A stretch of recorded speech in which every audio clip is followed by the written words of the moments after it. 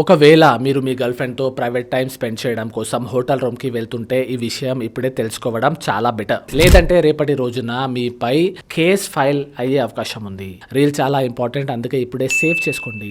మీరు ఏ అమ్మాయితో అయితే హోటల్ రూమ్కి వెళ్ళి ఫిజికల్ రిలేషన్షిప్ పెట్టుకోబోతున్నారో ఆ అమ్మాయి ఏజ్ 18 years కంటే ఎక్కువ ఉండాలి. ఆ అమ్మాయి అడల్ట్ అయి ఉండాలి.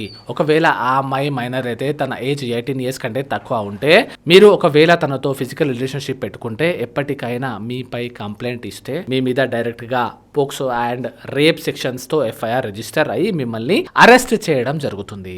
అప్పుడు కోర్ట్ మూవీ మీకు గుర్తొస్తుంది. ఇంకొక విషయం ఇక్కడ మీరు జాగ్రత్త పడాల్సిన విషయం ఏంటంటే హోటల్ రూమ్ లో వెళ్ళినప్పుడు ఆ అమ్మాయితోనే హోటల్ రూమ్ బుక్ చేయించండి.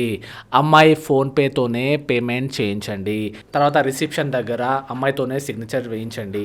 నెక్స్ట్ మీ దగ్గర వ్యాలిడ్ ప్రూఫ్ ఉండాలి. రిసెప్షన్ దగ్గర మీ ఐడి సబ్మిట్ చేసినప్పుడు ఆ అమ్మాయి ఐడి కూడా సబ్మిట్ చేయండి.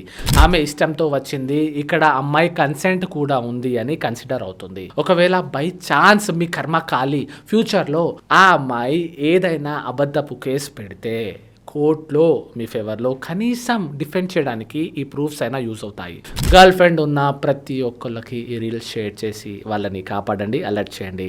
లా తెలుసుకోండి, మీకు మీరే లాయర్ అవ్వండి. ఇలాంటి ఇంకా లీగల్ విషయాల కోసం మీ లీగల్ గురువును ఫాలో చేయండి. Thank you.